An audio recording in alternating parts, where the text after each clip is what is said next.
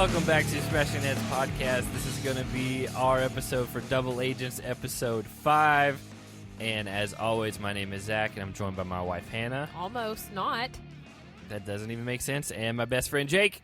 How's everybody doing tonight? I think the reason that she almost is not your wife is because she keeps trying to do these openings, and you just shut it down. It's not that. Yeah. Well, it's not that. It's not that she's like, hey, let me open the show. It's we go to start recording, and then I start to talk, and then she jumps in and says something else. And so then I'm like, nope, we're gonna wait, and we're gonna get it started the right way. Well, I think it would be funnier and more genuine if nobody but me knows it's coming. Jake knew it was coming.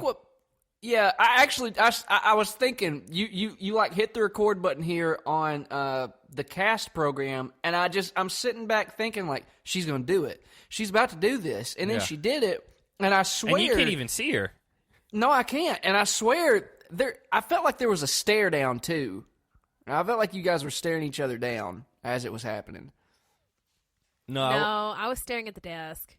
She just insubordinate, as always, and we gotta start things off correctly. Insubordinate? Who do you think is the boss in this house?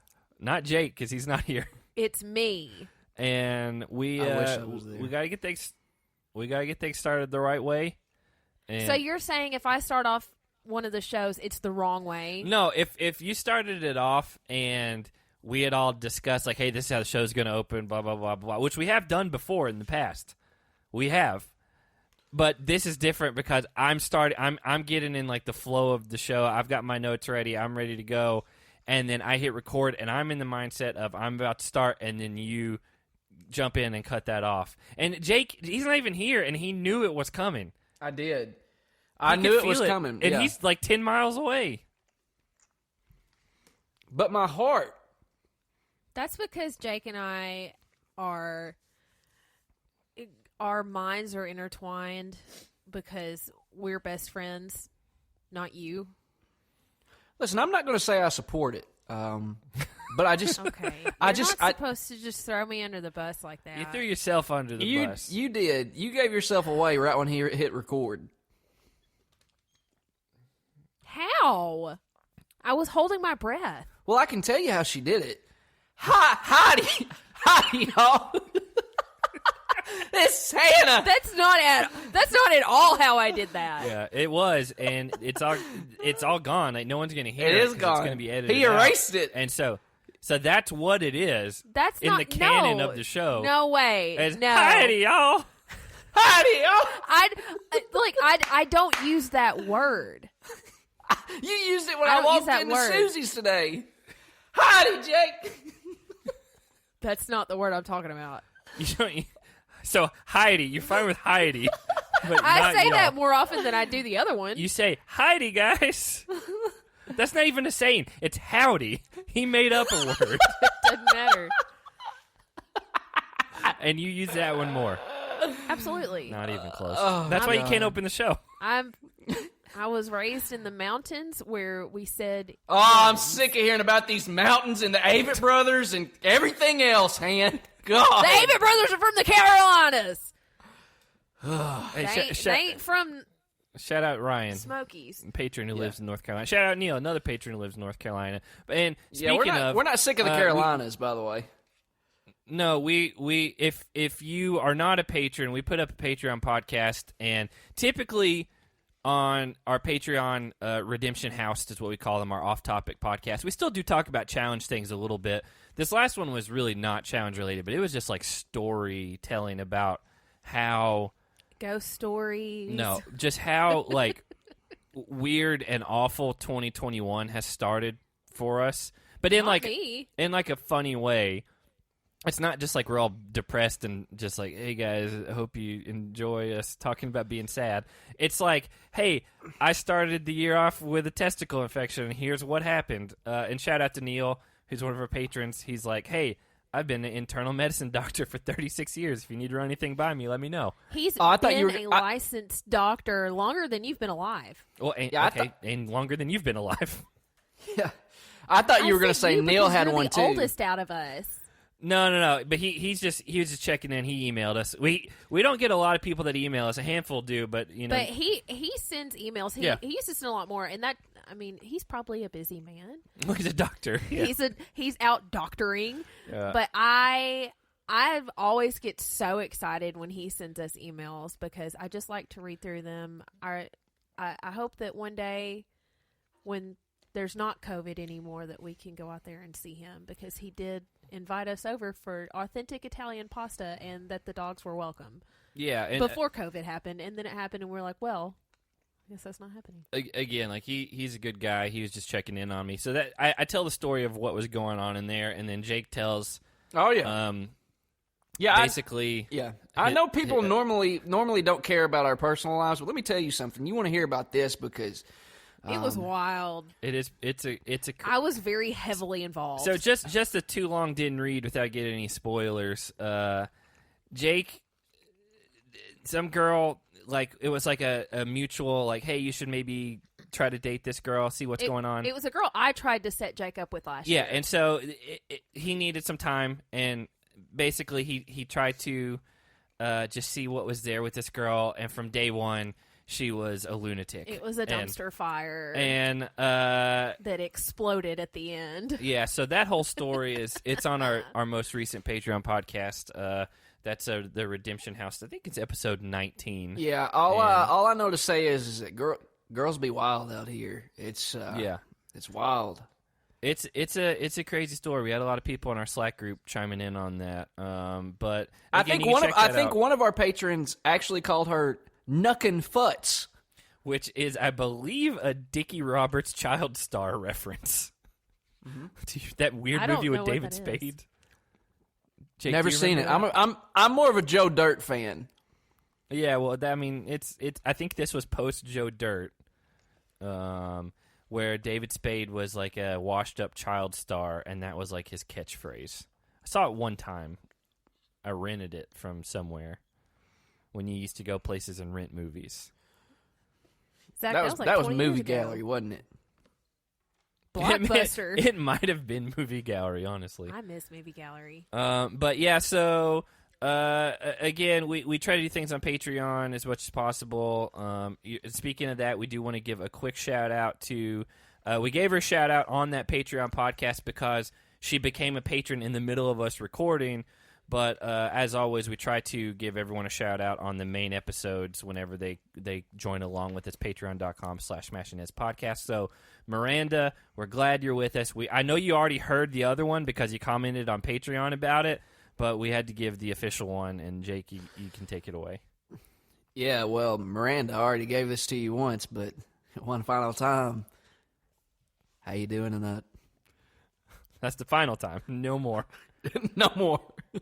Yeah. So again, patreon.com/SmashingHeads podcast. It does directly support the show. We are going to continue to plug it, and it is what it is. We try to make it worth your time and effort to come along for the ride. We do have one other thing. If you don't enjoy ads, that's a perfect time to jump on Patreon because they get all these episodes ad free, including our interviews. They get all of our interviews early. They get to ask questions, that type of stuff. So check that out. Because apparently our host has like crazily upped the amount of ads they want per episode with how long we're going. So I know there's a decent amount of ad breaks, and hey, we're happy to do it because it pays our bills. It actually does not. No, we don't make nearly enough to pay our bills. We make very, very little from ad revenue. That's a little bit of the host's problem, not particularly our listeners. Maybe it buys a tank of gas for us. It is passive, income to an extent, but even with Patreon, like we can't do this full time. Like even if one of us took all of the money from Patreon, like it's not enough. We do this because we like it. Like we would be doing it even if we weren't getting anything, but we try to make it worth it with Patreon, all that stuff. The ads they do bring in just a little bit of money ad break. Now Jake and I's other podcast, it doesn't bring in nearly as much. We do a Grizzlies podcast, and Challenge fans are a lot more active than Grizzlies fans, it seems. Hey, we are back, and we had a little bit of an issue with the other app we were using. Doing these remote podcasts is a little weird, and so Jake's audio completely lagged out, and we could not understand anything he was saying, so we actually switched over to Zoom so we can kind of see each other and hopefully not have any more issues. But because of that, we are actually going to take a quick break before we get into tonight's episode. So we're going to keep all of what we recorded on the other app and then go from here into Double Agents episode 5. All right, we are back post first commercial break, I guess, and like we said in the other app before we had to stop recording. I just want to say I much prefer this because I can actually see you guys now. I ask you all the time. I was like, "Do you want us to do Zoom?" And you're like, "No, let's do Cast." Well, I guess sometimes I have to think about it. Well, every time that I ask one or the other, you pick the one without video. Well, now I'm glad we had the mess up. I'm glad I can see your guys' faces now. It doesn't sound as good, but it's easier to like talk to each other because we can kind of feed off each other. Well, God willing, we'll still get our point across. Am I right? Yeah. This Maybe. is kind of inside baseball to anyone listening, but honestly, I have a way from what I've heard other podcasts doing where you can record your audio straight on your computer and then email it to me. And then that way I can just line them up so I don't have to worry about how you sound over Zoom. I got your like direct file. So we'll probably start doing that. And then we can just get rid of Cast more than likely. Inside baseball. Okay. So yeah, let's get into the episode. It was actually last night. We were recording this on Thursday.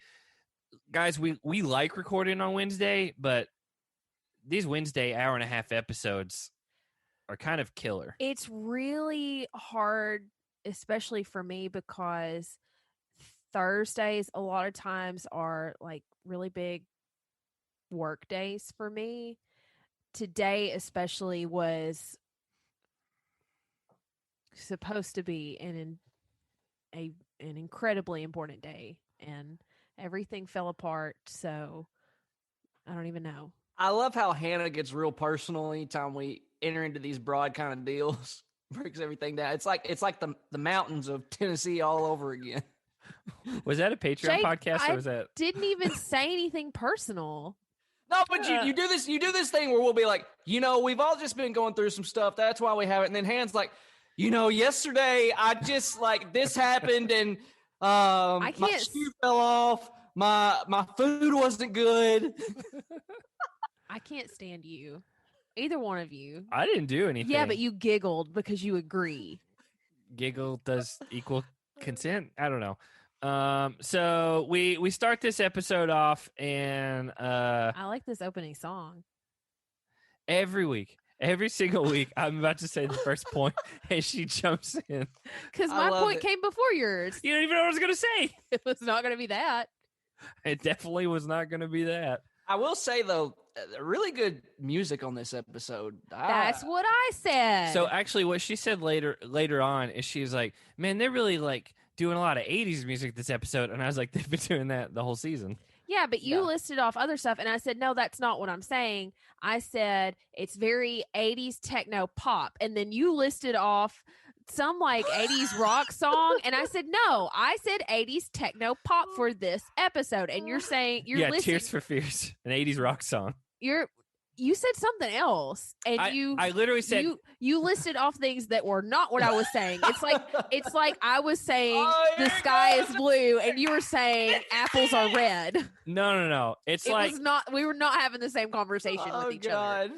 You said they're playing a lot of 80s stuff, and I was like, yeah, they've been playing a lot of 80s stuff this whole time. I was like, they played Tears for Fears, they've played The Smiths, they've played The Cure, they played Whitney Houston when Devin and Josh were getting into it. You said that after I said 80s techno pop, and you listed off of those. You listed those off, and I said 80s techno pop for this episode. I almost wish this was going to be a video episode. I can't wait to be married again. This makes me miss being married. It gets on my nerves. That she started. So this is how he talks to me. And it drives me up the wall. We start this episode with Corey in the weight area being extremely upset at Fessy. And I mean, I think we all understand where he's coming from. Fessy basically cut ties to every alliance he had. And Fessy's whole reasoning was that, well, it was going to be Nelson versus Josh, and I was going to be losing a friend and an alliance no matter what. So I figured I would just get my skull and keep one of them. Which that was kind of a pathetic excuse. Because he was supposed to be really tight with Cory and Nelson. Like, yeah, I get he had some kind of alliance with Josh because of Big Brother, but Josh was not somebody that he's hanging around. Like, he's supposed to be like actual friends with Cory and Nelson. So that should be the alliance that takes precedence. Not anymore. Cory's like, don't be throwing that word around. Yeah, Cory's done. He called him selfish. Even talking about Nelson, he was like, "Don't you dare call him a friend." Yeah. Like again, I don't blame him for being mad because like his best friend is gone, and one of the guys he thought he had an alliance with just took him out for no reason, it seems, and so then Josh, of course, gets involved. Like Josh is not actively involved in the conversation when this is happening, but from the sidelines, he's just like, "Yeah, that's what I think too." Everybody in the house is watching from like the doors and the windows, just kind of watching Fessy get chewed out by Cory. And then Josh says in a confessional that he says, "I just can't stay quiet and I really need to insert myself in this." And then he proceeds to walk outside and insert himself into it by yelling. Again, like, I don't know what any of us would expect otherwise. But then Tori comes out as she starts yelling at Josh. And she's like, "I did you a favor. I didn't throw you in, blah, blah, blah." And Josh cut Tori off saying, "I don't even want to have this conversation," and then leaves. But before that, Fessy yelled back at Josh and he said, You didn't want to go into elimination. You weren't going into elimination and you're scared every season. Which is true. Which is true. And his thing was, well, it's physical. I wanted something physical. I felt confident in that. And like, again, you're not going to make any rational sense with Josh. And apparently from what all the other cast members said, like he was like amping that up for just the camera. Like he didn't want to go in. And which we have to believe this was further amping it up then. Yeah. If they would have sent him in, he would have like been like, "You know what? I'm going to do it. I can't believe I was betrayed like that, but you know what? It's my time, I guess." He's betrayed either way. In his mind. After that, like interestingly, Amber M, basically, she just like gets with all. They keep saying all the rookies, which is what Devin talked to us about in the interview, and that includes Big T, even though she's not a rookie. But they're grouping her in with that. Yeah, again, several times in the this Devin episode. interview, he says it happens a lot. They're always like the rookies and Big T. Let me just say this. I felt like Big T's watchability went up tremendously this episode. And I think she needs to lean in to the real babyish kind of mannerisms, the grr, like that kind of stuff. Like, I am here for that. I had fun watching Big T tonight. Okay, that's why I told you earlier today. I was like, you're going to have a lot of thoughts when you watch We'll get this. to that later. Yeah, I'm sorry to jump ahead of you. No. I do agree. Like, she was like the star of this episode to an extent. So let's get over to that. But Amber M wants all them to work together to take, I guess, some of the bigger girls out. And then Big T in a confessional, I think, said that she wants a big name player out, and then specifically says she wants Tori and Anissa to take each other out. She told CT that. Yeah, and CT's all for it because he likes that she's like actually coming up with real like twists and turns. He liked it for a while, and then later on in the episode, he's like, "Okay, let's dial it back down." But yeah, that's what she said they want, and like the rookie girls, which by the way, other than maybe Amber B in that group, no one is scared of those girls. No one's scared of Gabby. No one's scared of Liv, and still, no one's scared of Big T in an elimination. Like Liv, is Liv still around? Not Liv. I meant Gabby. That's what I meant. Oh. Liv was the one that had to go home last week. Right. Well, Kyle said about the rookie girls that he said that they're not like normal rookies. They're actually kind of smart, which I like. I don't see the difference in this group of girls versus the last season that we had rookie girls. Well, I don't know about that, but like, it's funny that like Natalie is like a rookie girl, and like they don't even consider her in the same like stratosphere as these others. They're like, oh, she's a vet, basically. Any time that anyone in the house says anything about the rookies, the camera always goes to Big T and Amber M and Gabby. It means not Natalie or Lolo. Yeah, like everyone else is fair game, I guess. But at this point, Devin does a confessional and says he wants to send Tori in so he can be a rogue agent, because even if she lost, he's going to be rogue. But even if she won, she wasn't going to stick with Devin. She's going to pick somebody else. And so that was beneficial for him to an extent, except that when you're a rogue agent, you don't get to pick your partner. You just are stuck with whoever. So in a shocking turn, we start heading towards the daily. They get to the daily site, and TJ's like, hey, this is probably the biggest twist of the season, but he was like, hey, I got some information, and we're actually going to be sending someone home, and it was Natalie. He said she was deactivated for personal reasons. Yeah, and what was wild is like, there was no build up to this. There was no lead up to it. We saw. So do you know? Do you know? I know what happened. Do you know, Jake? I have no idea. So in our Slack group, one of our stat guy, Paul, he posted in there. There was an article that came out, and she actually found out she was pregnant, and then later miscarried after the. Oh man. Yeah, which is awful. Yeah. And she had no idea she was pregnant, and apparently while they were filming, she said she missed her first period, and then was talking to her sister, and then production was like, "Hey, do you need to take a pregnancy test?" And she did, and that's when she found out, and they immediately were like, "Hey, we're going to send you home." And surprisingly, Teresa, who's on this, she just announced yesterday that she's pregnant, and. But she did clarify, she's like, it didn't happen during or before the challenge. It was like 5 days after she got back. But I mean, I hope it didn't happen during. She's married. Yeah. But I mean, that may be a thing like going forward. Like they may start like just as like when they do like any sort of like medical clearance or anything, just be like, hey, before you come on, we're just going to need you to take a pregnancy test. Well, that's like last season. Melissa was pregnant during the final. So I'm saying, like, we've had 2 seasons in a row. And it just may start being a part of I don't know how that works. I don't know why they haven't already initiated that. I don't know how that works legally I don't know if you can like mandate someone to take a pregnancy test or anything like that. But the thing is, like, when a woman is pregnant, the first few weeks or months of pregnancy are the most crucial. Like, you can't do really exerting things because then you're putting your body at its highest risk for miscarriage. Yeah, and again, like, we don't know exactly what happened, but that's why she went home, which again, just I hope that she's in a good place, because I know that's not an easy thing. We definitely hate that for her, but I think it's a hard thing to go through.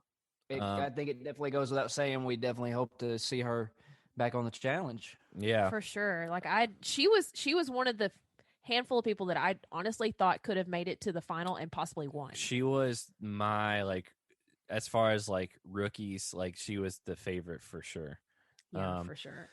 So that makes Natalie the third agent to be deactivated outside of elimination. Yes. So she's the third person sent home, because not from losing elimination. 2 of which were on my team. And so that's the thing, is that I was like, another girl is going home. I was like, what are they going to do? Because they've had to pivot, because it was supposed to be a girls' elimination when Nicole. Yeah, Nicole Z got sent home, and they pivoted to guys, and then they did a guys again, and it's like they can't keep just only doing guys eliminations, and so that's when TJ's like, hey, we're bringing someone in. Security breach and is what he said. Yeah. They're like, security breach? What does that mean? Well, I was like, so do they have alternates like in? Because they used to do that with other seasons. They would have like a couple alternates just kind of nearby. We saw it in. Was it the Duel 2 in like New Zealand when like MJ and like someone else came in like after 3 episodes when CT and them got sent home.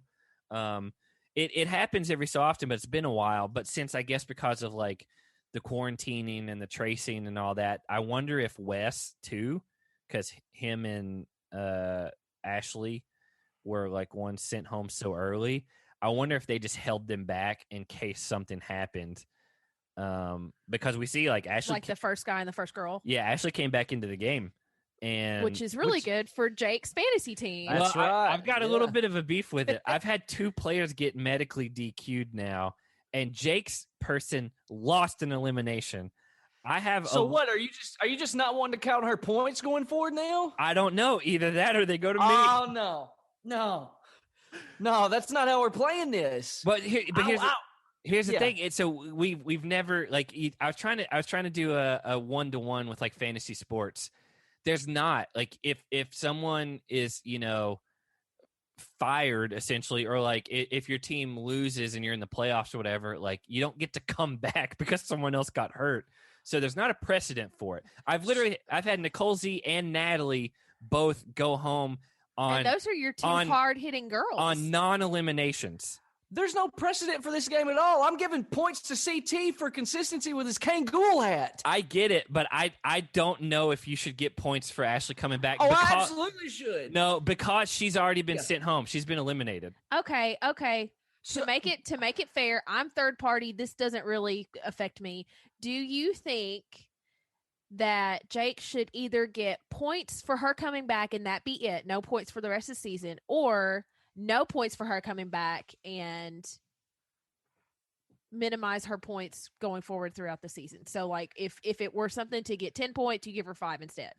I just think that go. Let me say, like, and it's a difficult spot to be in because you're probably not going to believe me, but like if this was one of your people, he or she are absolutely back in the game. If she's back in the game in real life and is up for winning this thing, I have to honor the fantasy aspect of it too, right? Yeah. So like if she wins this challenge, they're not just going to be like, well, you went home first week, so it doesn't really count. No, I get that. It's just she's already like lost. Like she has lost. We deducted the points. She went home. You lost one of your big players.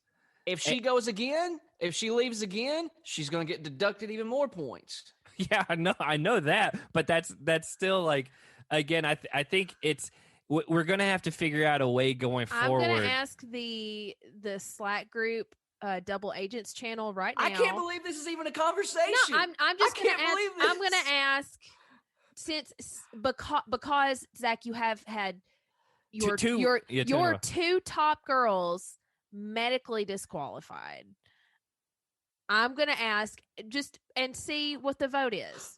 But I'm getting penalized here. No. You stand over that. But you stand to benefit a lot. You had Liv go home,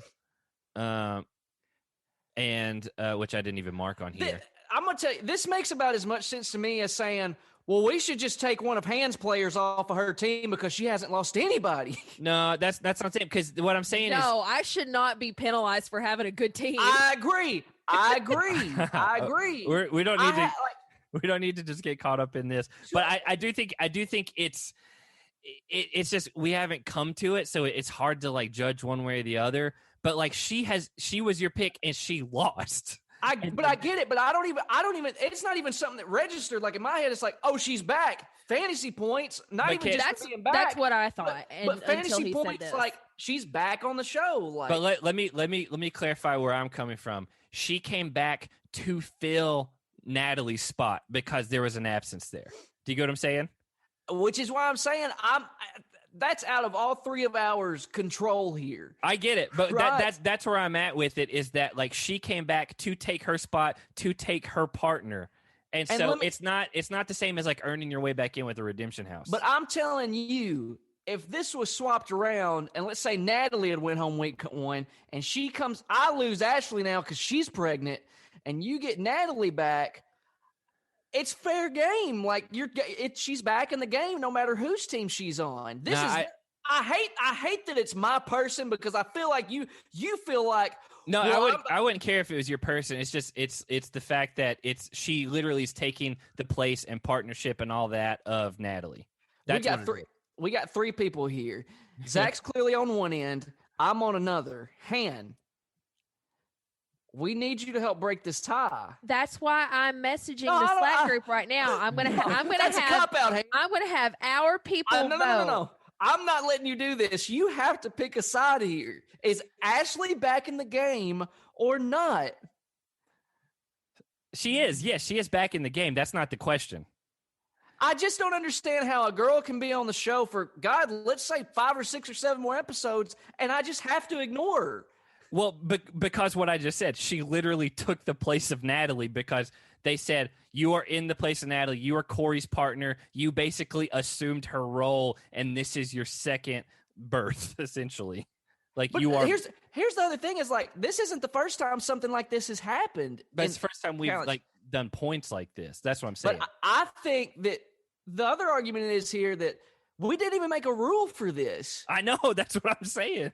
So you can't make it a rule now. It's not a rule. That's like in the NBA. Oh my God. We hated the rip through, right? We hate it. But guess what?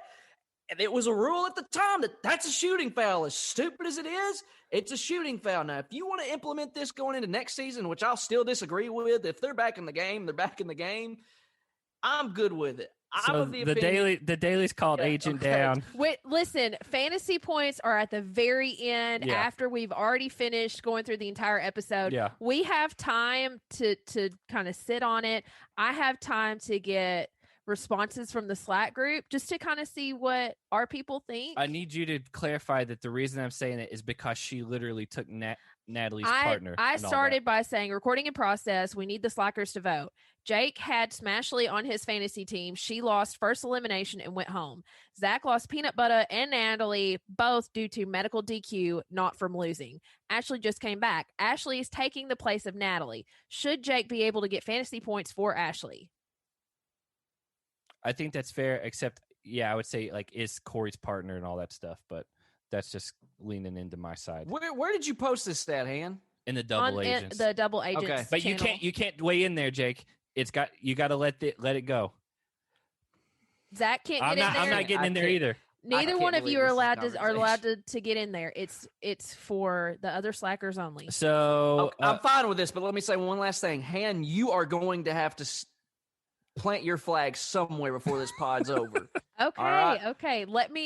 Let's get through the rest of the episode. Let's go. Moving on. I'll put all right. in my So 2 cents. the daily is called Agent Down, and basically, we've seen some variations of this before, where like you hold your partner over the ledge, but this is like they added a rope into the middle of it, and there's like 200 meters of rope, and one partner has to pull all the rope up, and then once you hit a blue line, then you can go hold your partner's hand. If you don't pull the length of the rope and the amount of time that is allowed, which they don't tell us how long it is, TJ just hits a button, and then the floor drops out from under him. And so if you're not there to hold your partner's hand, you can fall, but at the same time, he said you can just still hold on if you want on your own until your partner, which I don't know if anyone actually did that. I feel like anyone who wasn't holding on to their partner just fell right away. Mm-hmm. But they do it in 2 different rounds. And before we get started, Darrell is talking, and he's talking about how he has height shock, and he was afraid he was going to, I don't even know. He said Google that because it's a real thing. I didn't Google it, but I wrote it down.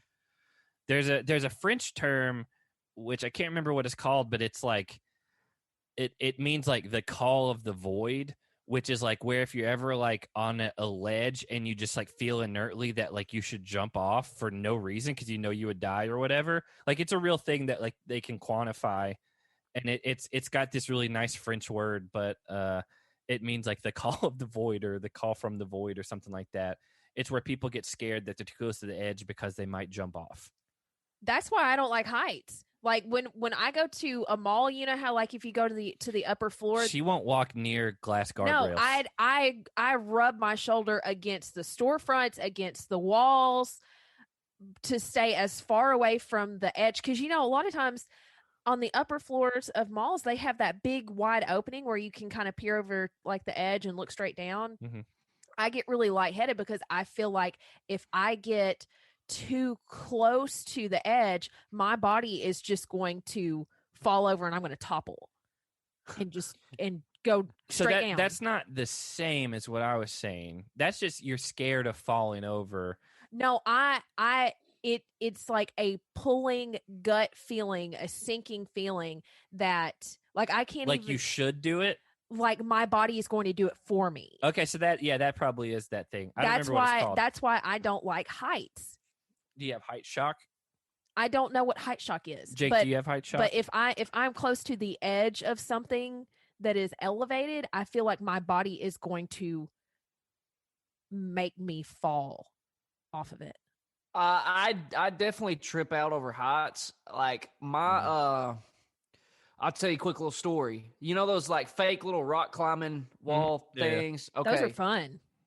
Are they? Because I tried to climb one time, and this was like 2 years ago, and actually it was like 3 or 4 years ago. Either way, I was a grown man, and I had girl couldn't have been older than 6 over here to the other side of me, and boy, she got up that thing like it was nothing and went back down, and I froze about 8 feet up. Like it's like my body just locked. Like I couldn't do anything. See, I don't get like that. It does. Like it's like I can't pull myself up. I just lock up and I just freeze. I don't like heights, but like I've had to like work on like big ladders and lifts and stuff before, like just for job related things, and I've kind of had to get over it a little bit. Or like scaffolding even. But like I've done like ropes courses and stuff where you like climb up to the top of the tree and then you like jump and like try to grab with both hands, like the trapeze thing, and like you're like 30 something feet in the air, 40 feet in the air. I don't like it, but like I don't freeze up. So you couldn't have done this challenge? No, couldn't have. I feel like I could, but I wouldn't enjoy it. I don't think as like being a female I could have done this challenge because the girls were the ones that were hanging over the edge. I think my body just would have let go. Yeah, so surprisingly in the first round, Jeyyy was the first one to pull up the rope, and then he went to go grab Teresa, which by the way, lots of controversy about Teresa in this daily. I don't know if you guys saw that on Twitter. I saw a lot of people saying she was cheating, Yeah. but I also saw some other people saying, that's how the OGs would have done it. You work smarter, not harder. So like the floor kicked out and there's a gap there. There's a gap there, yeah. Put her feet in the gap. But they didn't say you can't do it. They got cameras there, man. So I promise you they saw it. And they didn't DQ them. Yeah, and that's the thing. Like these days, especially the last few seasons, if there is like legit cheating and they catch it, they call you out on it. Oh yeah, right then like and in there. War of the Worlds 2 where they just like broke that lock instead of like undoing it. Remember in that one daily, like Theo just broke the lock so they could finish. Like, and again, like this was like a rule stayed out, but CT went home in that elimination that one season against Derek because he tore the whole carabiner off from a long time ago. So I mean, like, listen, for those of you out there saying they cheated, if it's not a rule, no, they didn't. Like that's just that's not even an opinion. That's just a fact. If it ain't a rule, you can't cheat. Yeah. Again, I just saw a lot of people were upset, but I mean, I'm with you guys. Like, if they don't tell you can't do that, go for it, man. It's there. So they win round one. In the second one, Kyle and Cam were the first team to like lock up. And it's I told Hannah when this one started, I said CT and Big T are going to have a big advantage because CT has like the center of mass of like an elephant. Like he's going to be able to hold her up really easy. Because there's hardly anything to her. Yeah, she's the smallest girl in the house, isn't she? No, Amber M would be. But I haven't seen them standing next to each other. But look at Michi compared to CT. Like, yeah, that's night and day difference. It's not even close to the same. And so I was like, they got a good chance at winning this. And it turns out they did. They won the daily. And I mean, it was only by like 5 seconds, but so this whole segment right here is what I was talking about with Big T. Yes, this part, yeah. This was the first time that, not even just because she won, like whether she won or lost here made no difference to me. The fact that she like leaned into this like this widow baby sort of persona. Well, you really like that though. That's what you look for in girls. She's a wee widow baby. Right, and then the whole like, come on, man! Like when she's swinging Derek H style, and just girl, like it almost reminds me of anime, and I don't even really like anime. You love anime. I actually hate anime, but like it was just like, oh man, now that's fun to watch. I can watch that. When it happened, Zach and I looked at each other, and I was like, CT is hyping her up like you would a child at the doctor's office. Like, you know, the kid is really scared because they're going to get a shot and they don't want to go. But then the doctor's like, give me your strong man face and give me a big growl and show me how big you are. And then they do it and they're like, that's our big boy. And then you give him a shot and it's not as bad. Yeah, that's how it felt to me. It was like really childish. Again, like a lot of people, especially on Twitter and stuff, were like, look at how great Big T did. And she's like, she won this day. And I was like, okay. I don't know. She was there. She was part of it. But like CT is like, he held her. Like he was holding her up the whole time. Like she did, I'll say, like you said, like it was fun to watch. And then she like really leaned into the like, oh, I'm the Lord over everyone now, like going forward. And that made it watchable. But like realistically, she did not have a lot to do with this daily win. And I know a lot of people are going to be mad that I say that, but here's the thing. It's not just Big T. I think this was a more heavy male leaning daily challenge. The guys had to do way more than the girls did. So regardless of who won, I think the male competitors should have gotten a little bit more credit because they had to pull the rope and then they had to lean over the edge and hold their partner up. Now, yes, the female partner did have to hold on as well, but most of the weight was pulled by the male competitors. Who had just burned their arms up pulling that rope. Like literally all of the weight was pulled. Yes, by the male competitors. And that's what I'm saying. Like this is a CT win, and in like by proxy also Big T. Yes, she won too, but it's like this says more about what CT did compared to all the other guys than anything else.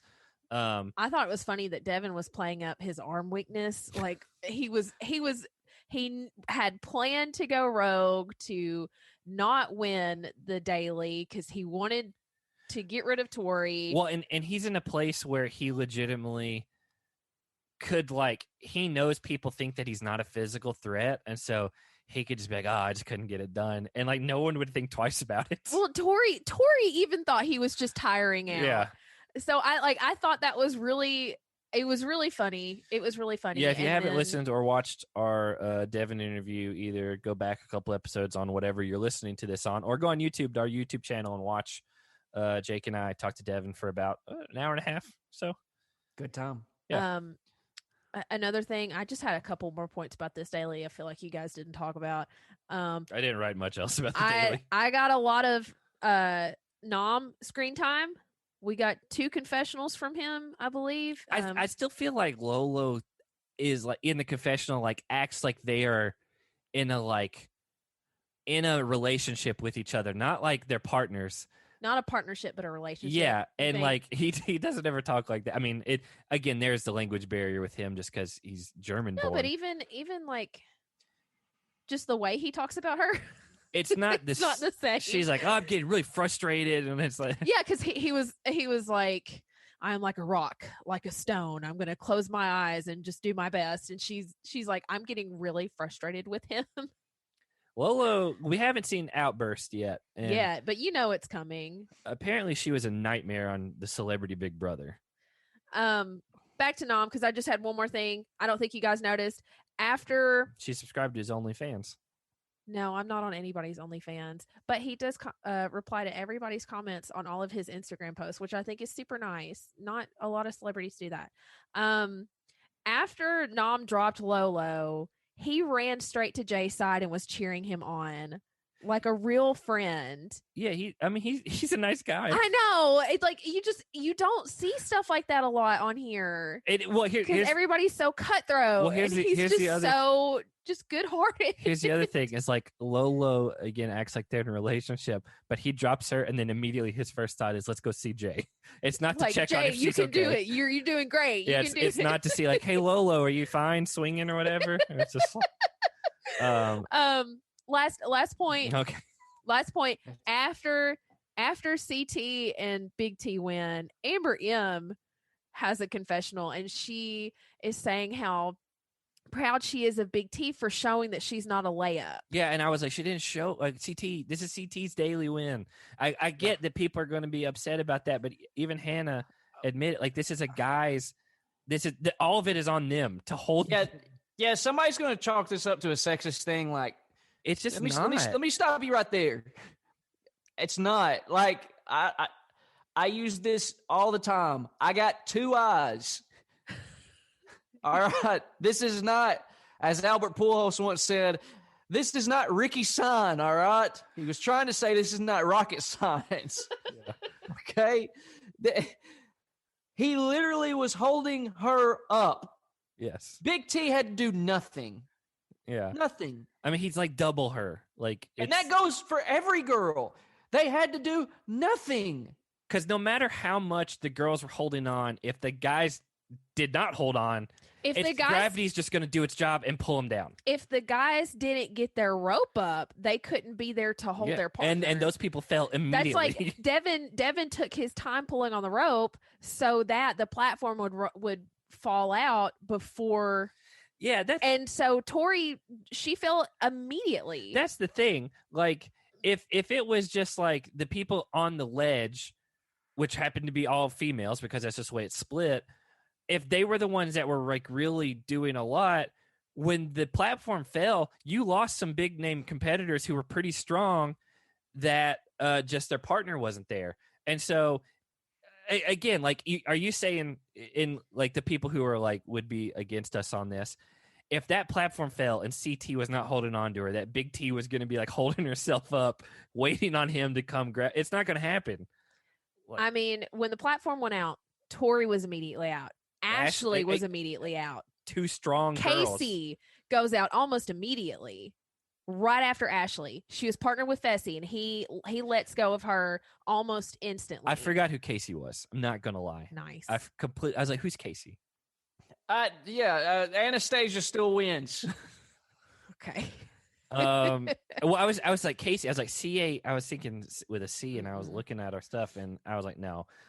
So after that, they get back to the house again. They won by 5 seconds, so they're in the lead, I guess.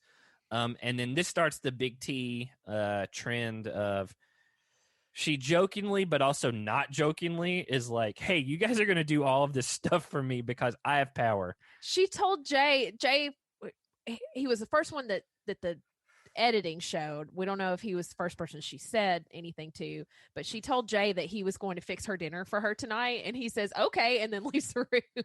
And then she like tells Amber B she's got to do stuff, and like tells Ashley you have to bring me coffee in bed every morning. And this is like how she was when she and whoever she was partnered with last season. Do you remember when they won Idallys? That's how she was. She told everybody. She told Jenna and Nani that they were going to wash all the dishes and for her. And they're like, sure, Big T, yeah. So it was just, it's really funny that when they get into the dome, Big T just wants everybody to treat her like a queen. And the fact that's the thing, right? She leaned into this whole queen thing. Like, This is what I'm talking about. This is what I've been begging for from Big T. All right. Her outfit was on point. And she was bedazzled. Her whole face was bedazzled, and she had a tiara. What's Zach looking at? I'm moving. I don't know. I'm moving our commercial break in our notes. Oh, okay. Because I was going to do it. Because we want to talk about I was going to do it before the bubble, and then Hannah just went right into it. Wait, you want to do it here? You want me to take us into an ad break? No, I'll do it in a second. I'm going to do it before the deliberation. All right. So, yeah, anyway, like, that seemed to be what she used her whole time in that bubble dome thing, was to just, like, what can you do for me? Because now you guys all have to do this all day long. I'm going to give demands, and which, again, you're probably only in this position for like 48 hours total. Yeah. But still, milk it for what she can. She got a whole VIP section, and everybody came to visit her. I think she should wear a tiara to every daily. I think she should wear a tiara every day. Just lean into it. Yeah, yes. And yes. Bedazzle your face during the dailies, please. Again, I think that'd be awesome. Like, again, like, I think we are all on record. Like, none of us are against Big T. All we have said beforehand was that in a competition setting, I still don't think she has a real chance to win. Now, maybe depending on who she's partnered with, but like, if you have people that are wanting an elimination, like a girls' elimination, other than maybe like Amber M, like, there's not people that are out there to be like, oh God, I got to go against Big T tonight. Right. Like, I mean, it just is what it is. Jake and I have been on record saying we're not really sure why Big T's on this show because, we haven't really seen much of her.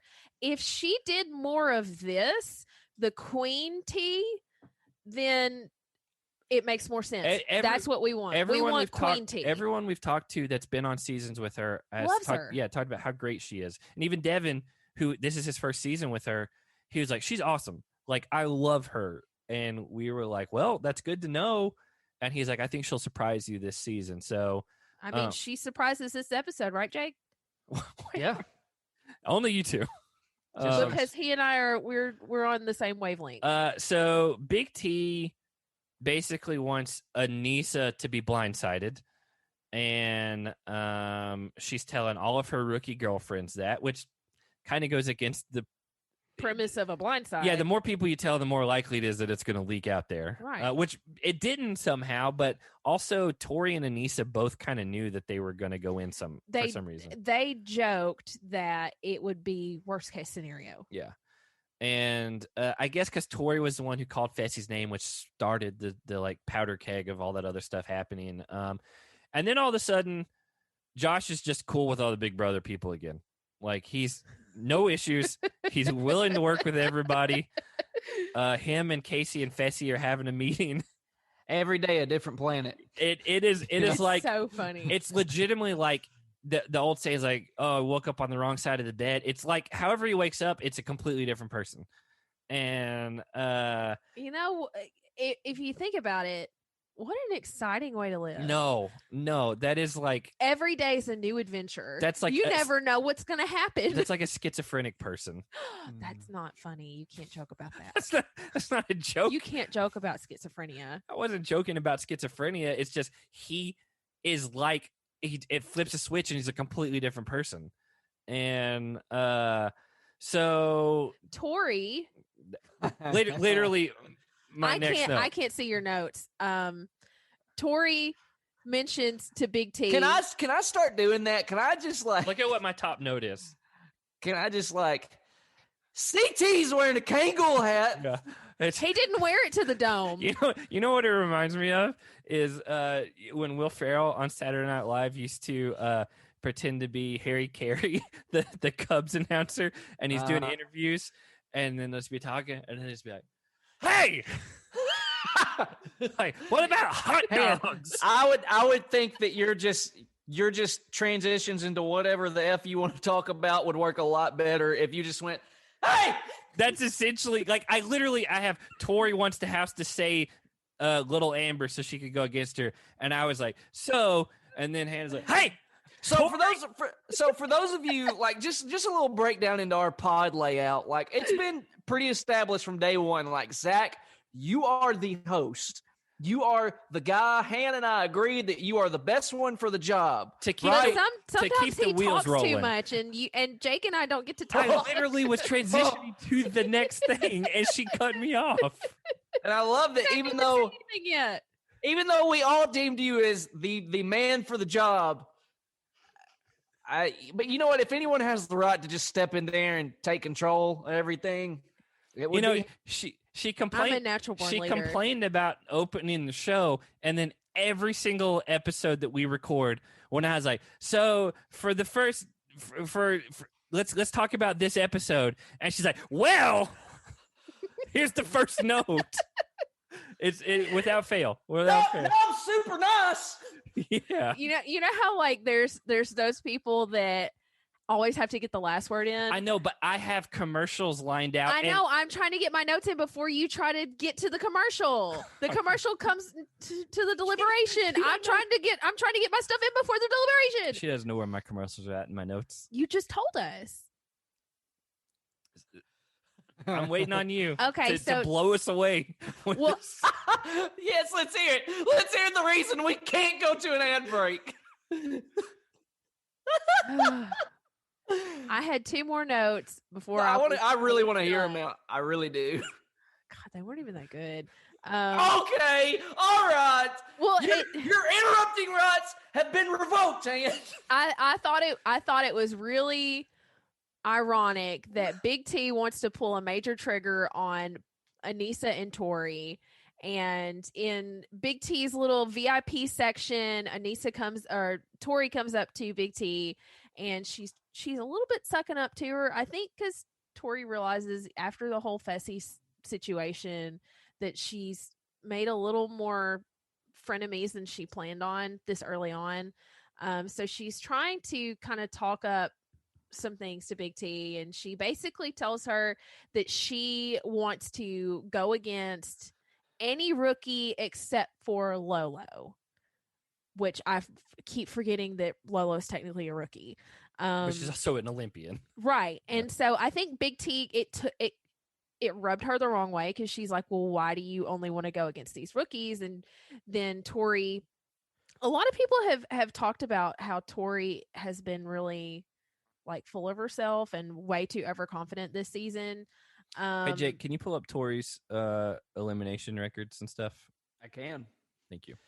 Like, I know that Tori's a really strong competitor. I don't think anybody can argue against that.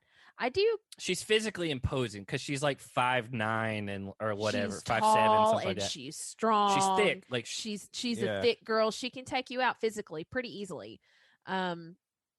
And so, I mean, like, if you have to go into elimination to get a gold skull, to get into final, obviously you want to go against somebody that you know for a fact you can win against. Yeah, I don't have a problem with Tori's reasoning on that. For whatever reason, it just really upsets Big T and the other rookie girls that somebody wants that. And so Big T's trying to ask her, like, oh, well, why do you want to go against, like, Amber M or Gabby? And Tori's like, well, I want to go against someone that I know I have a really strong chance against. I mean, she's telling the truth. Well, yeah, Tori tells the house she wants to go against, and quote, little Amber.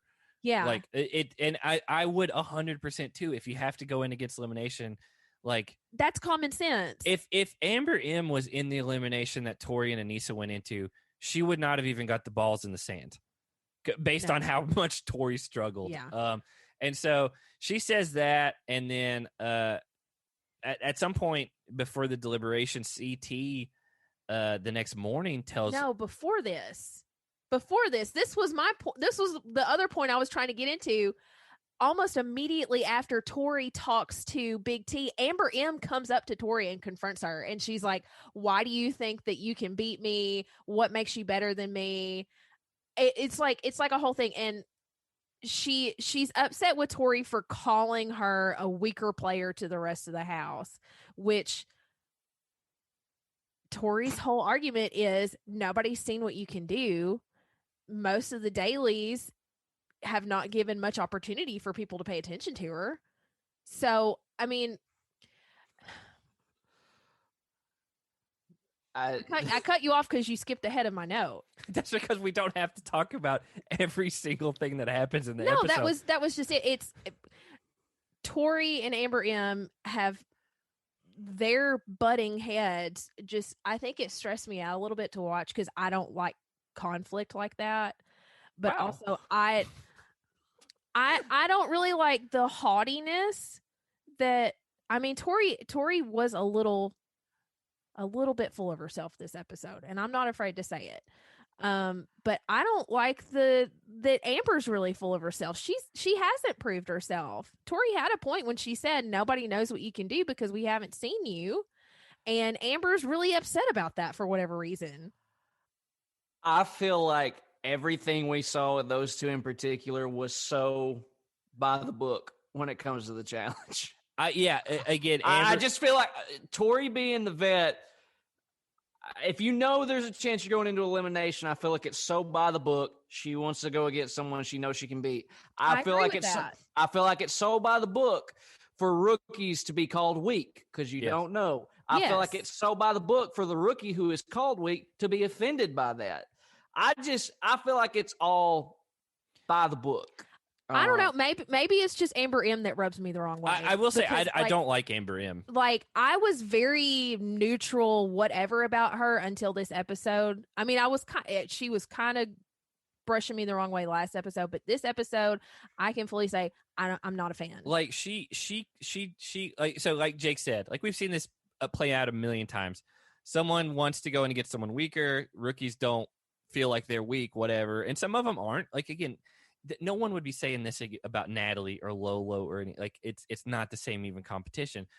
Amber M is legitimately the smallest girl in the house. Also has done nothing to show she hasn't done anything in any dailies so far. She has done nothing to show that she's a threat competitive wise. And so she's upset, but like, who cares? Who cares if she's upset? Because she is acting like she's entitled, like, I'm this big tough force and no one knows. No one's scared of her. No one cares. We've seen 15 other Ambers like this before. I think it's the entitlement that I don't like, because, like, I totally understand that hurting your feelings and you being upset by it, but the entitled and the arrogant attitude, I don't like it at all. But see, I don't take it as an entitled arrogance thing. Like, you have to go in there and stick up for yourself because no one else is going to. Yeah, I get it, but her attitude about it has been really different. I can just, if that were me, and like, I recognize my place, right? If I'm in there and people are just talking crap about me, you better believe, like, I'm going to stand up. Like, I'm not going to let you just talk about me and walk all over me. Because if my memory serves me properly, I can't believe I'm defending Amber M. If my memory serves me properly, she didn't start really raising her voice, to be heard until she starts getting yapped at about how weak she is and all this stuff. Well, behind the scenes, her and all those other rookie girls have been talking about, like, they want to take out Tori and whatever else, which is fine. Like, but if we're gonna attack one of those girls for that, then let's attack all of them. All right, let's attack all the girls. So I'll say you're this: you're gonna get called sexist again. That's not what I meant. I will say, like, all this with her has kind of made me want to see what she can do. She can't do anything. I don't know anything that's going to happen. Probably not. No one's scared of her. I want to see. I that's fine, but like it is. She has been kind of annoying with how, like, she doesn't come from like a pedigree of like competition shows or being an athlete or anything like that. She came from Are You the One? And we have had some great competitors from Are You the One? We got Devin from there. Yeah, but his season especially was loaded. And, like, she does not fit into that same mold. To me, she was like, oh, man, we have 29 cast members. Like, we really need one more girl. Like, who said they could come out during a pandemic? And it's like, well, if she was on MTV, maybe she'll have some fans. I don't know. I do feel like she is. I agree with Jake that you got to, like, hype your own, like, you got to be your own hype person because no one else is. But, like, you also don't need to act like delusional about it and like act like you're like this big threat that no one has seen the wrath of yet. Because I don't think that's what it is. So now, for the love of God, Oh, we are man, gonna go. We're going shout out to Han for the getting us into a whole another 20-minute discussion here. We needed to talk about We it. are going to a commercial break, and we will be right back. We are back, and good Lord Almighty, we're gonna be here all night. We're in the deliberation. And Gabby basically cites Big T winning the daily as like a bravo for all little girls. And again, we already talked about this. This doesn't say like, look at what Big T did. Now all of us other little people are going to do great. Like, that's not what that was. I don't care. I don't know why that's what they think it is. But Gabby in her mind was like, that's a win for smaller girls. And I just like, eliminations are a whole nother animal. Like, it's not the same. And then Tori does talk a lot. And I think Devin had the interview or the confessional where he was like, typically the person that talks a lot is usually guilty. Yes. And we've talked about this before.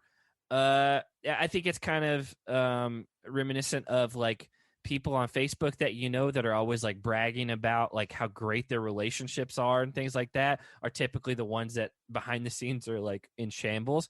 And this is Tori like feeling like she needs to like reason with everyone why I made this why this is how I feel and all that. And like everyone's like, you just want to go against someone weaker. Like, It's fine. Like, don't try to like clarify yourself. Just say like, I don't think you're a threat. I want to go against you. Like, just come out and say it. Everyone knows what you're saying. Wes would have said it. Yeah, probably. And again, like everyone goes to vote, and it turns out the compromised agents, once CT and Big T come in there, are Leroy and Anissa, and even Leroy voted for themselves because he said he's keeping Cam safe. He just is burning on himself, and I think he knew the house was leaning that way towards Anissa. Yeah. I mean, because legitimately, it was the majority of the house. Like it was not close. It worked though. Big T's plan worked. It did really well. Did you catch that Corey joined Kyle's vote Fessy train? Kyle didn't vote for Fessy this episode. Because someone screenshotted who voted for Anissa and Leroy, and Kyle switched all of a sudden on this one. That doesn't even make any sense. Kyle's. I don't know what's going on in his head at all times, but I thought it would be hilarious if every episode until one of them went home, he was just like voting for Fessy. I don't care what's happening. He lied to me, or no, I lied to him, and then he caught me, so I'm voting for Fessy. And he switched it up on this one. He voted for Leroy and Anissa, and so I don't know if someone had like talked him into it or what, but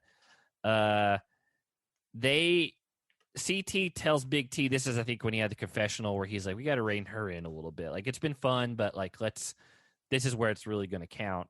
And he's like, don't tell anyone what you saw in here. And as far as we know, she didn't.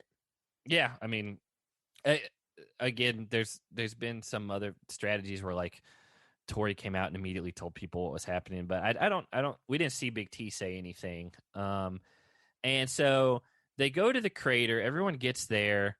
And my first note was, I was like, I don't have a clue what this elimination is, just from like what we saw down there. And so TJ comes out. He tells everyone, hey, Natalie's skull is obviously off the board. It's back in the pot. Yeah. And so like the skull count's real weird right now. It's Fessy and Devin, and who else at this point? Because Natalie doesn't have hers. There's another guy. Is there another guy? I don't remember. Yeah, I think there's. This is episode 5. Yeah. There's 3 guys that have a skull, and Natalie had number 4. Kyle. Okay, yeah, Kyle. Yep, that's the other one. Natalie had number 4. He threw up everywhere. That's right. I forgot about that. Yeah, because he was blindsided about it. So yeah, that's what it is, Kyle. So yeah, at this point there's no girl skulls because there's 5 skulls for girls. There's no girls that have any. You just said what I said in a different way. You made it sound like they were all taken. No, there's none left. That's how you took it. So again, we get to the crater, and TJ announces to everyone who the compromised agents are, which is Leroy and Anissa. So they go down. I mean, Leroy knows at this point it's not a guy. They haven't said it, but I mean, they've done like three guys eliminations in a row. Back. And it was supposed to kind of alternate from what we could tell, except all the disqualifications. And so I think that's another reason why they just for sure pulled Ashley back, because they're like, we got to get a female elimination in here. Yeah. And so he asks who CT and Big T are voting for. He asks first if they want to come in, and of course they don't. But they vote in Devin and Tori, which Devin doesn't care because, again, knows it's female elimination. And Tori doesn't want to go against Anissa, but it's not anything they can do. Big T's plan worked exactly how she wanted it.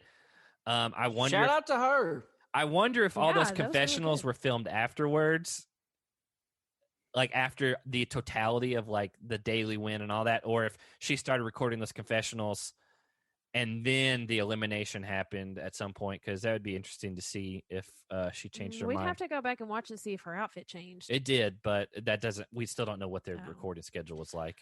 Fessy talking about Tori in this moment, did that weird you guys out? Like the way he talked about her was weird to me. Well, I was just like, he's talking like they're like crushing Together. on each other, but at this point she's still with Jordyn, and I don't think he's not with Hailey at this point. No, because he came in and he was like, "I'm single, la la la la la." But when Tori is sent down there, he has a confessional where he's talking about her, and he's like, "I really don't want her to go home. We really had this connection," and I'm like, "You can't." It turns out he was right, because You I'm pretty sure they're can't- together right now. But she's engaged to someone else. You can't talk about somebody else's fiance like that. Yeah, I agree. It's not the move I would have done for sure. No, because you have me. If I was You're in his all- position. Yeah. And so we get to what the daily is. It's called asset destruction, and it's basically a 5x5 grid, and you have to break out 13 specific panels, and so there are 12 that are just like boarded up. You can't break through them, and you just gotta get the right ones. And I like this type of elimination because it's not purely just physical.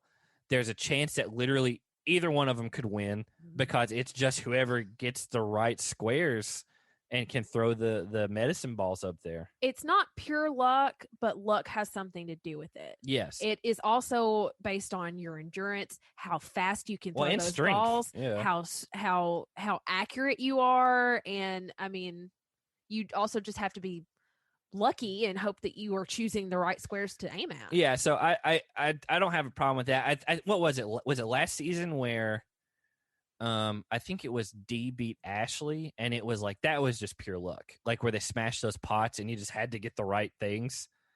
Like I don't necessarily like that. I like where it's a combination of strategy mixed with endurance and whatever. And so they start going. Anissa pulls her cart, tips it over, gets those medicine balls out, and then Tori just like gridlocks. Like her cart's at the line, and she can't move it. Like she can't tip it over.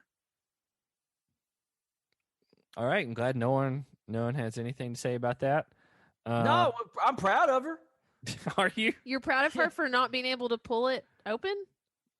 No, she eventually got it open. She did, Right. but It took her forever. It took what Anissa had like Anissa had 10. 10. Yeah, she Yeah. had 10 out of the 13 done before Tori got her first one. Like before Tori tipped the thing over. And like when Tori was just struggling with it, at some point I was like, you got to just push that cart back and then Start over. get the momentum and then like run with it and like hope that like inertia carries those forward, because she was just trying to pull it from like a dead stop. And that's not how that works. And so like That's physics for you. going back to that, like if Amber M was up against this, like she's not tipping that card over. Like it's just not happening. I wonder if they do this elimination again. We don't know if they're going to repeat eliminations or not. Mm-hmm. Like I wonder if they adjust some stuff, because you'd think Tori shouldn't have an issue with, getting started in this. It was definitely weird. But I thought Aneesa was going to be done, and Tori wasn't even going to get to really start. Yeah, that would have sucked. But also, I kind of felt like Aneesa was not rushing. I felt like part of her didn't want to. I think that's just her pace. I mean, it could have been her pace. Maybe that she was trying to, not wear herself out because, the last few may be really hard to get. But I feel like part of her wanted Tori to at least get started. Yeah, I don't think she wanted it to be completely like a blowout because Tori. They're best friends. You don't want to. You want it to like be a competition, not like you're like, oh, well, I won because you couldn't even start. Do we know how much those balls weighed? I mean, they're medicine balls, right? So I'm assuming. Were they all medicine balls? I thought they were different sizes. Well, medicine balls come in different sizes and weights, right? Yes, but I don't know why you'd make like different weighted balls for this challenge. I would. They were different sized balls, and so I would assume that they were different weights. And maybe so. But we don't know. We don't know what the weights were either way, right? No, I figured if you're smart about it, you would use the bigger balls for like the lower areas because you're not having to throw them as high, and then use the littler ones to throw up high. When they started throwing them backwards, Hannah was really freaked out about that, and she's like, "Why are they doing that?" And I was like, "It's kind of easier." Like, yeah, you get a lot more power that way. Yeah, but you can't aim it. Well, you just like hope for the best. But I mean, like think of like if you had to throw it like over your shoulder with both hands, like you're not going to get near the height and that wall was decent way up there, and it's just whoever was going to knock out the things first. I mean, Aneesa Tori caught up. Aneesa was up 10-0 at one point, and then I think Tori got to 9 before Aneesa actually won. Yeah, and so like it was not winning by a landslide. No, because she had time to catch up, but Aneesa still won. And I thought, Corey was really excited about this. He said something I think Jake needs to take to heart. Nobody needs to underestimate Aneesa. And even TJ. By the way, I had you pull up Tori's elimination record earlier. Can you? It's 3-3. Really? And is that counting last night? Should be. It should. Okay, because I know sometimes they don't update as much. So I mean, she's 500 right now. Yeah. Which is I can tell you. Let's just look at who she's lost to. So we know she's lost to Aneesa. Mm-hmm. Let's see. She lost to one of the Brits, I think. Let's see. Jenny. That's Champs versus Stars. Joss and Sylvia. She was with Derek H, so I don't really put that one as much on her. Yeah. That's Derek's fault, no matter what. Jenna beat her in Total Madness. Oh, yeah. That was the one everyone thought she was going home, and then she ended up, So, I mean, look. Who has she beaten? Who has she beaten? I think Georgia one season, maybe World of Worlds 2. Georgia and Jenny. And World Worlds 2. I knew she went against Jenny. Jenny's her biggest win, for sure. Yeah, that's her. She beat, let's see. She beat Marie in Dirty 30. I don't even remember what one that was. Is that her second season? First season. First season? Yeah. Oh, so she's with Derek then. But, I mean, like, the people she's lost to, I mean, look, Josh and Sylvia made the final that season. Mm-hmm. Yeah. And Jenna is 6-3 in eliminations. Mm-hmm. And, I mean, she was one of those that made the finals her first 3 seasons, so Jenna's no slouch by any means. So, I mean, she's lost to, people that... Hard hitters. Yeah, it's not embarrassing. No. Yeah, I just couldn't remember what her record was. And, like, I think just by looking at her, like, smaller girls would not want to go against her because, like, she's not afraid to, like, if it's hall brawl, like, you're not going to want to go against Tori. Yeah. Yeah, so let me just, one, I will absolutely, because I know one patron in particular will be looking for that. Yeah. Which listen, okay, go ahead. Yeah, no, listen, I mean, shout out to Aneesa. TJ said this was her 10th elimination win. Yeah, which I heard that, and I'm like, I don't think that's that impressive for as long as she's been on the show. He said 10, and I said, really? Yeah, I think she's been in like 19 or 20. All right, so let me pull her up. While you're pulling that up, I will say she's 10 and 10. Yeah, 10. Okay, she's been in 20, which is like it's fine enough elimination record, but I don't understand like the just like pegging her as just like one of the greats. Like we've talked about this on other podcasts. Done so many.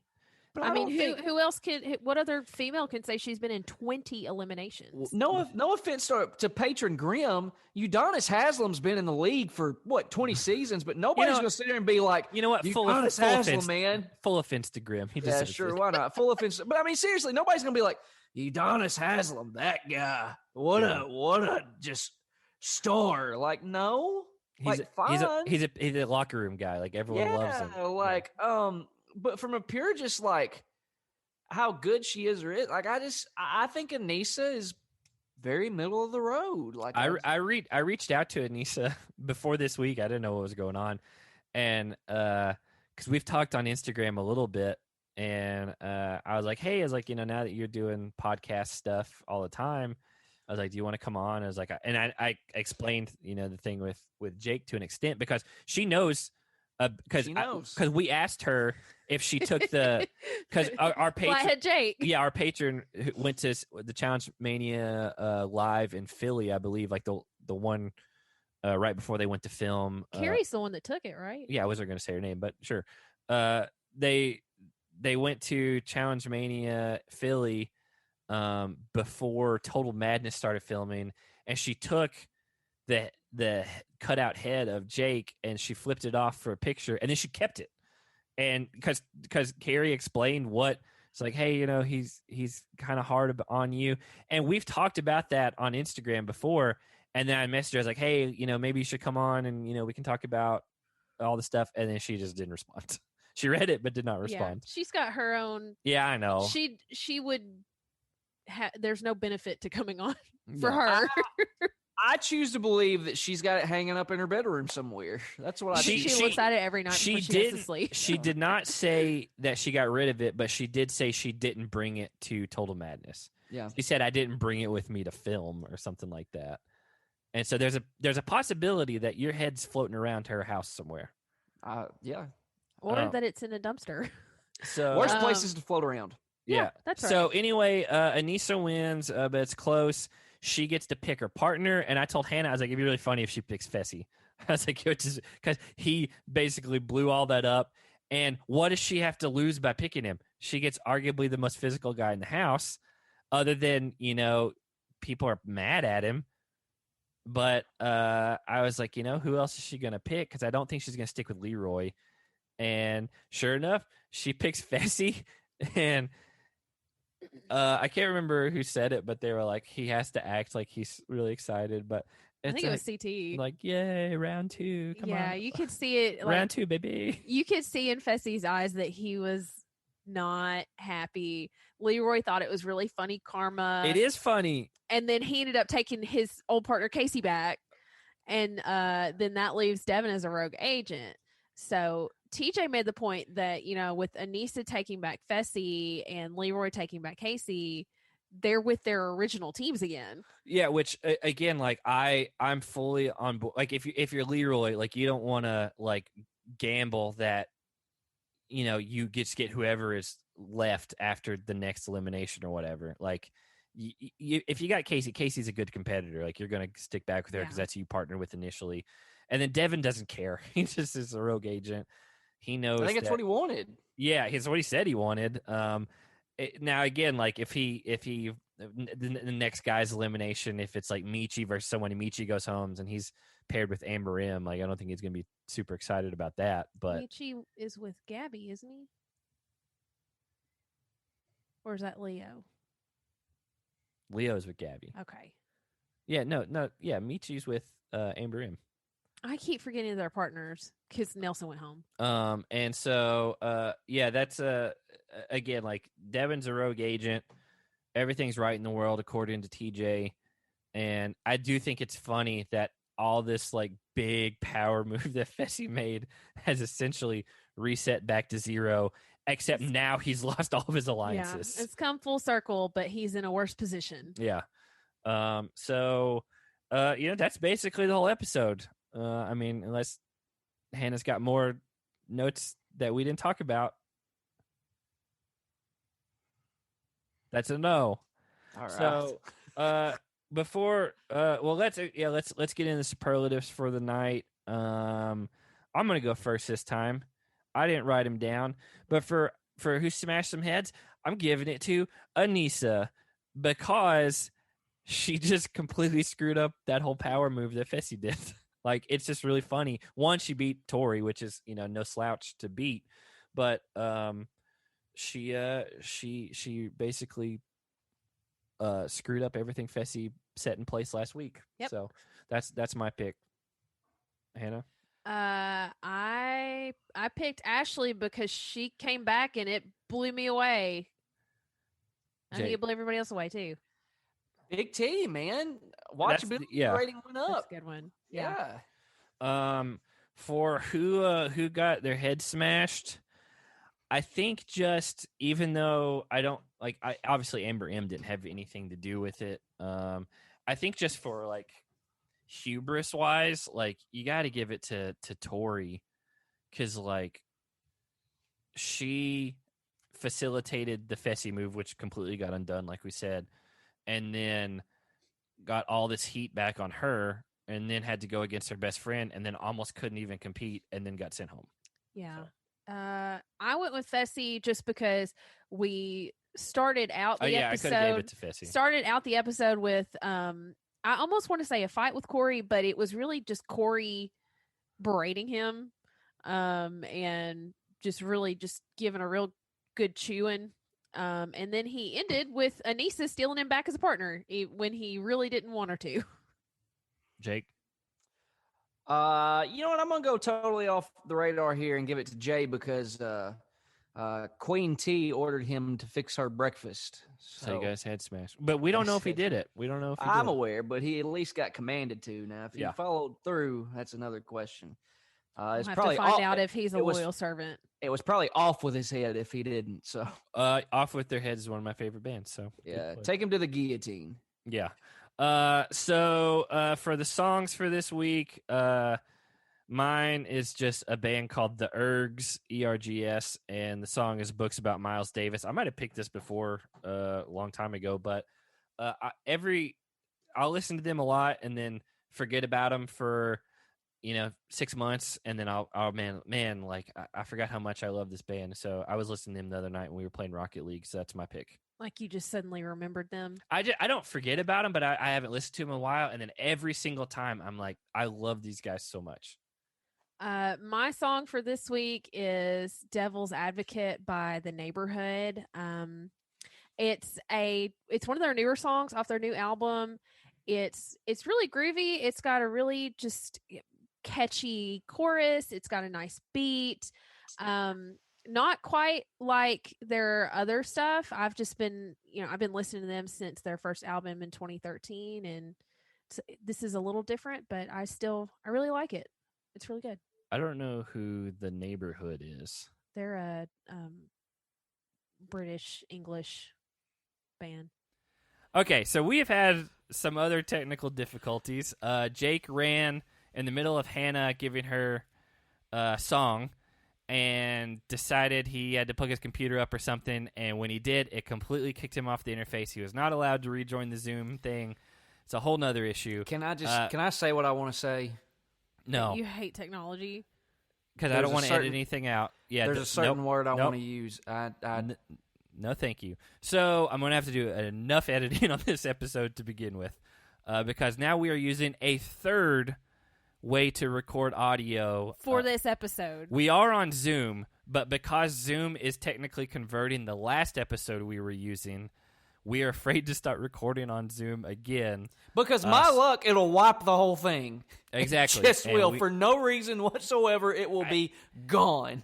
And all we have left is your song in the fantasy segment. Yes, and so good Lord. We don't want to lose all that, and so we are recording through QuickTime while looking at each other on Zoom. So this is what we're doing. It's how I've learned some other podcasts do it over Zoom to make it sound better, which is probably what we'll do in the future if I'm being totally honest. But let's, Jake, give us your song, because I'm just going to do an ad break before all this, and then you're going to come back with your song, and then we're going to get directly into fantasy stuff. All right, well, one of your all-time favorites, Zach, Bring Me the Horizon. Not even close. They came out with a song on their latest album. It's called One by One. Super catchy. Got a nice little pop element to it. They've actually changed their sound a lot since you listened to them, probably. I know. Really? I actually really dig this song. Them in a long time. Hannah, I actually think you'd like this song. Super catchy. Well, I little said song. that about my song last week, and you said you hated them. Yeah, They're because not I've very listened good. to them. I listened to them afterwards. I've listened to them. Like, I'm not a fan. Very generic, in my Yeah. opinion. Just your run of the mill. Just it's like if 3 Days Grace listened to metalcore. right. I liked that song because it's catchy, and it gets stuck in my head. I thought you were saying it gets me going. Yeah. And it gets me going. So all right, so yeah, that's your song. We're not doing a commercial now. I swear to God, if your dog knocks over anything, No, he's good. Look at him. We'll quit, and we won't even do fantasy points. Yeah, you picked him up and pulled him near your mic. So all right, let's get it. By the way, pull up the Slack I group. have it. It's ready. Oh, you're Okay. you're gonna love this. I can't wait. Oh man, go ahead. Are Jake- you doing this, Han?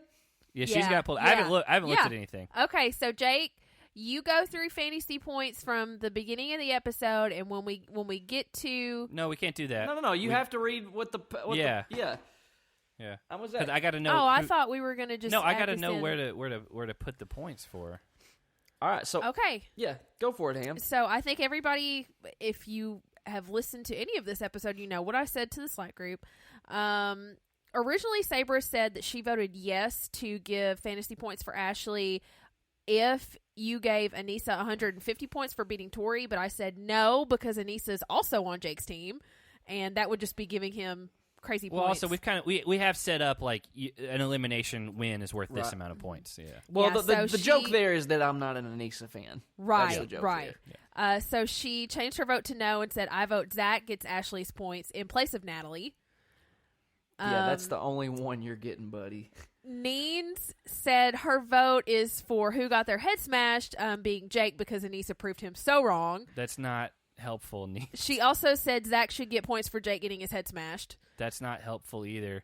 Ashley's on. Grimm said Ashley Well, is hold on on. Jake's You team. missed Neen's comment above that if the points are only dependent on one person, then yes. Oh, yes. I thought she was just asking, are the points only dependent on the person? Yes. So, Neens is in favor of Ashley's points. There wasn't if Ashley gets points, it's who they go to. No, the question was, should Jake be able to get fantasy points for Ashley? Yeah, but I think the way you worded that is making it convoluted because it's not does she get points, it's does her points go into Natalie's spot because she took Natalie's place. No, I didn't even ask that because Well, okay, I didn't even. I didn't even think that was a no. thing on the table. Well, no, what I'm saying is we had talked about if she should count for my team or for yours. That was the argument, right? No. The no, argument was whether or not Jake got anything for this. because she's my player. Yeah, no, Yeah. that's not what I meant. I meant specifically. So basically, because she you're took asking Natalie's spot. You're wanting Ashley on your team. I would because I lost a player that she is taking the partner of. That's what I meant by that. Jake. Even Han's like, No. yeah, I don't. Yeah. I don't even know how you got to that. yeah. Okay. But keep Okay, reading- so keep anyway, reading the question was, since Ashley came back, does she bring points to Jake's team? Yes or no? That was the question. Grimm said Ashley is on Jake's team, so Ashley should get points for Jake's team. Ashley isn't Natalie. Michelle, yep, Jake gets the points. Grimm, not even sure why that was a question, honestly. Sabra said, I actually do think it makes sense for him to get the points because the craziness of someone coming back is just part of the challenge, but I still think Zach and Hannah get points for Anissa's win. Instead of Jake, you just split it and I get half and Zach gets half. I don't agree with that. Kari said Jake gets the point. So sorry, Zach. That's horrible luck. That's it. Okay, that's the thing. So it's a consensus. Listen, I'll let that happen. I don't think that it was worded the way that I would have worded it. Because you brought up a whole different question that we didn't talk about that. I agree with Han here. That is legitimately what I meant, was that she's taking Natalie's place, and Natalie is my second DQ'd player for medical reasons. It doesn't matter what you meant. You didn't even say anything close to that to even give either one of us the impression of that. Well, I can't help it if you guys are dumb. I'm with her here. Of course you are. Thank you. No, but I really didn't either. Like, I really went over here thinking, like, oh, he's basically wanting Ashley on his team now. Well, yeah, no. I never got that. When he was freaking out, he was saying, Jake, you shouldn't even get any points for her coming back. He made it sound, the way he said it was, you can't even count her for the rest of the points. season. That would, yeah. For the rest of the season. That was his question. That was partially, I agree with that. Bottom line, we can all agree now, Ashley is back in the game. She's back in the game. I don't agree, but I'll allow it. She's on my team. It's like she didn't leave. Right. Because she has an eliminated thing beside her. I got to fix that. Yeah. And here's the thing to remember. When she lost her elimination, Jake, you lost points for that. And those are points that you've already lost in the past. And points I haven't gotten since week 1. Like, I haven't gotten Yeah, but you were sitting at, again, I could argue this point all day long because that doesn't matter, because you were sitting at a stop. And now you have the potential for only positive gain, essentially. And I have players who can't have a chance to even get anything because they got sent home for medical reasons. Who's to say Ashley doesn't get sent home next week? But all of our players run that risk. Like, I get it. That's literally everybody there. CT could roll an ankle next week, and you're like, who'd I pick? Darrell could roll an ankle next week, and if he's gone, he's gone. Like, it just is what it is. So are we ready? Do you want me to just get into this? Yeah. I will say, just as a preface, because I don't know what you have planned for this, I don't think she should get a lot of points for coming back. I don't think it should be something crazy. I don't know if she should get points for coming back this week. I think if she gets anything, it needs to be based on what she's done, not for specifically coming back, because she didn't do anything to come back. Do you get what I'm saying? No, but in the same way that a person loses points for being disqualified or eliminated or leaving, like, their points have to be awarded in any way, shape, or form if you come back into the game. I don't agree with that because she didn't do anything to earn it. But it was a big deal that she came back. So she's got to get points for that. As the third party in this, 10 would be the most I'd be okay with. All right, let's just get into it. All right. But he doesn't want you to get anything. That's true. All right, starting at the top here. Let's see. Corey tells Fessy that Nelson ain't his friend. -5 to Fessy. I feel like, you want me to just roll with it? Yeah. Yeah, just keep going. All right. CT Imaginary, was he sipping tea? Is that what he's doing? Yeah. Sipping the tea, 5 points. You know what? Josh actually seemed to keep his cool for a couple of minutes, so I actually want to give him like 10 points for that. For not freaking out. Because it's such so a low bar. Because it's so significant that he kept his cool for a couple of minutes. But I then deducted. Josh did not do what we expected him to do. He jumped in at the beginning of the episode and inserted himself into an argument with Corey and Fessy. And then I said, that's the thing. I deducted 5 once he jumped in, because he did eventually jump in and lose his cool again. Let's see. I wrote here, Josh making sense, ? 5 points, ? I don't remember what that would have been for. I'm not giving him So any we'll more. just wipe that. Okay. That's fine. Let's see. Fessy reminds Josh that he's scared of everyone every season. 5 points to Fessy for stating the obvious. We got a Tori run into this argument. 5 points to Tori, but a -5 to Devin because he got rejected on his run in. He didn't even say anything. He didn't say anything. He snuck up because he wanted to listen. Yeah. All right, let's see here. Big T is tired of being called weak. 5 points. All right. The Itty Bitty Small Committee. 5 points to Big T, Amber M, and Gabby. Yeah, I was about to say, I don't remember who's in that. Yeah. Tori used the stir the pot little reference here. I don't like that. She said, I never meant to be the chef and stir the pot. -5. Right, -5, and she's on my team. -5 to that. You hate that phrase. I don't like it. Big T scheming, 5 points. Listen, what do you? I'll open this up for discussion. What do you guys want to give to Natalie for being deactivated? I mean, we have a precedent for being DQ'd. What's the precedent? It's negative points. Yeah, it's negative. It was. Hold on, I can tell you. It is -10. -10 to Natalie for being deactivated. Oh wait, sorry. Yeah, that's right. -10, which means +10 to Ashley. I don't think Ashley should get any positive points for just coming back because someone else got DQ'd. I will allow her to get points from here on out for anything she does worth it, but she only got called back because there was a very serious. Well, hold on, hands the Okay, third party. okay, Hands the third party here's the here. thing. Time out. Because of the circumstances, I don't think Natalie should lose the 10 points. I say scrub the -10. Ashley gets 10 points. Because it was a big deal when she came back. I did not expect it. Yeah, you can't ignore that kind of stuff. All right. Darrell has height shocks. That's a -5. And then he said, Google it. Nam is excited about heights. 5 points to Nam. He got confessionals and all kinds of stuff. I got a lot of stuff to run through. Yeah, so, I know. Go. I know. I'm just adding it. I just was excited. A kiss from Jeyyy. 5 points to Teresa. Who's got? I have Teresa. I think that's our first point of the season. Cam made a Gone with the Wind reference. 5 points to Cam. Did she? She said they're about to be gone with the wind. So she just said it. Yeah. I don't know if that's much of a reference. I want to give 5 points to Jeyyy for being the first to get his rope done. And, well, we'll get to it. We'll get to it. I got to give 10 points to Tori for this. They didn't even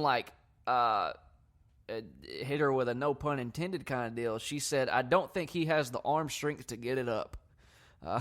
10 points to Tori for the...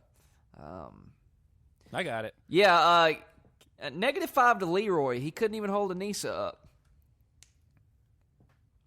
He did for a minute, didn't he? No, as soon as that platform dropped, okay, she was fell.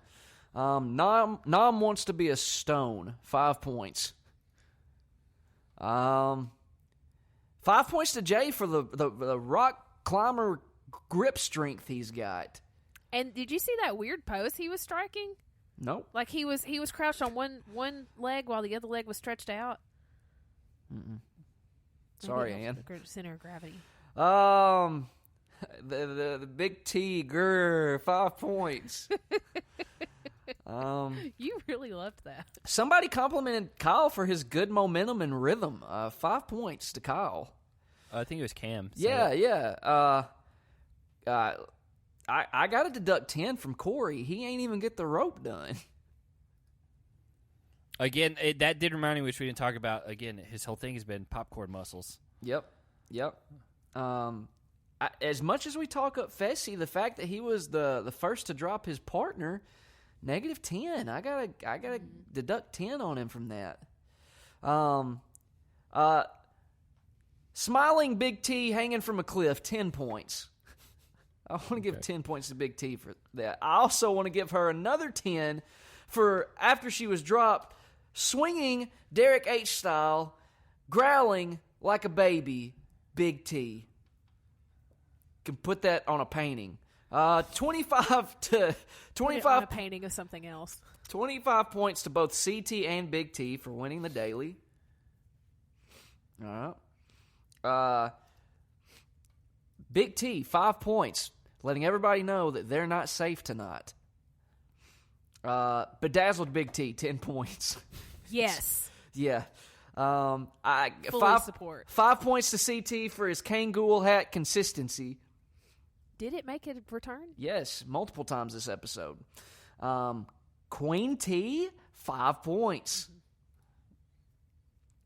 Hey, look, I'm going to give 5 points to Amber M for standing her ground against Tori. You guys may not feel the same way. I'm going to applaud a rookie for doing that.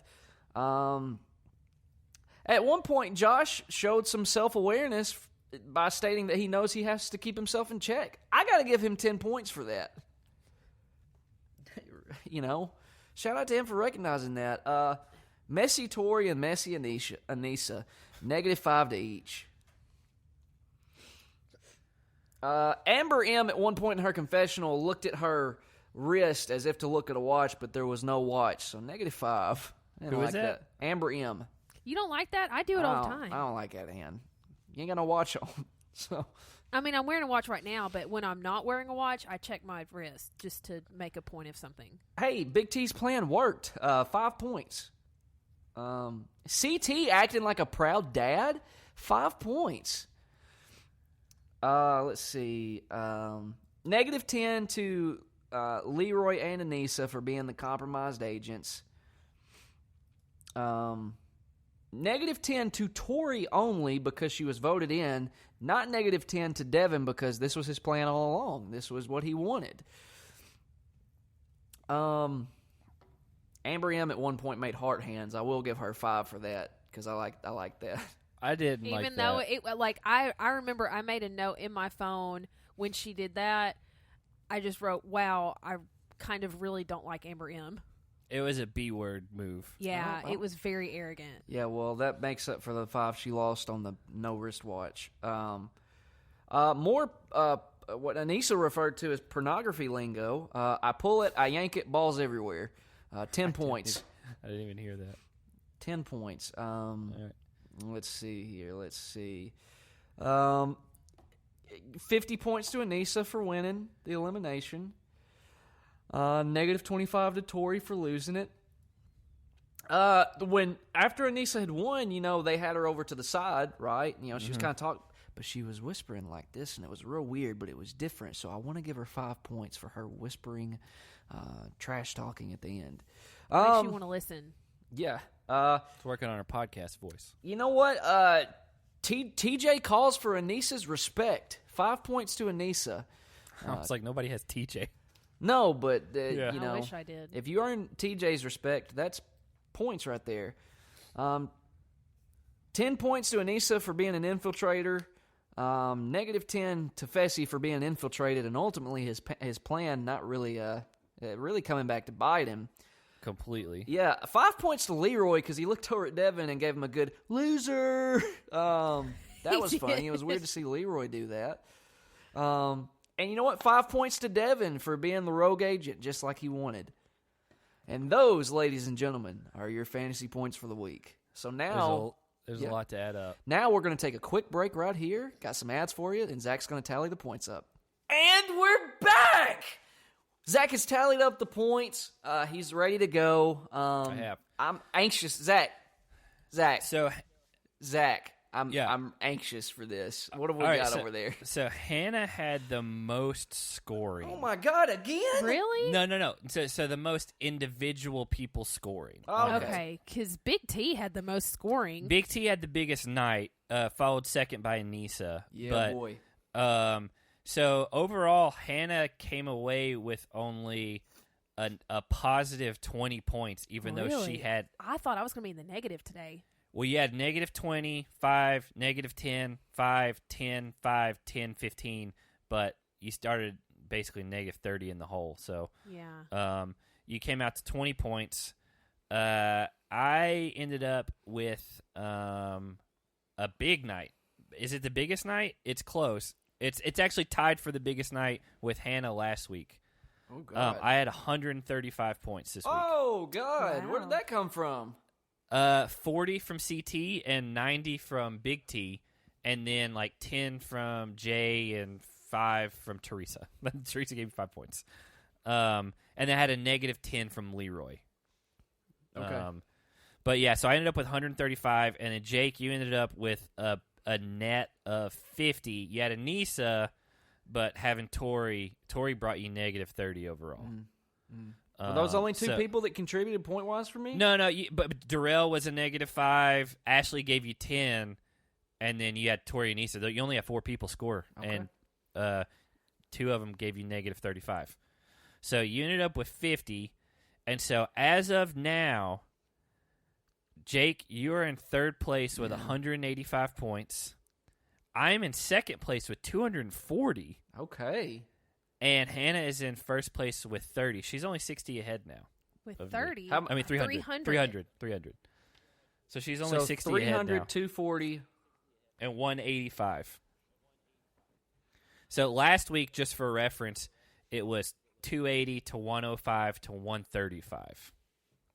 So it all got closer this week. I had a very significant lead. Oh, actually, Jake, you have 5 more points. Oh, no, you don't. No, you don't. I was adding wrong. That's correct.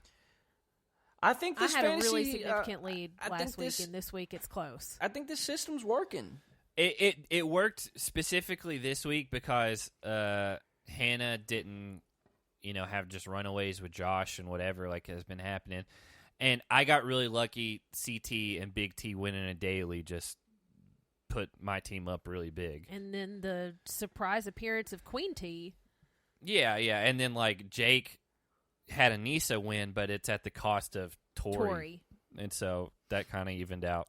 Yeah. So, yeah, we'll see what it is going forward. But, I mean, that's where we're at as of now. I have no idea how long this podcast is going to be because it's been recorded in 3 completely separate ways. And so we will be back with you next week, hopefully Wednesday. Can't guarantee that just because, again, this is not our full-time jobs. We like to do them on Wednesday nights, but with COVID and having to watch separately and then get together, it's just not ideal, and we don't get screeners. So maybe write to MTV. Just yell at MTV. Definitely do that. Not maybe. Everybody to listening, go do it right now. So do that, and then, like I said at the top of the show, patreon.com/SmashingNedsPodcast is the best way to support the show, and follow us on social media at Smashing Neds on Twitter, at Smashing Neds Podcast, Facebook, and Instagram. And then from there, just rate and review on iTunes. 5-star reviews help. Subscribe to us on YouTube if you haven't done that yet. We don't always put stuff up on there, but we try to do all the interviews on there if we can. So until next week. Have a good night, everyone.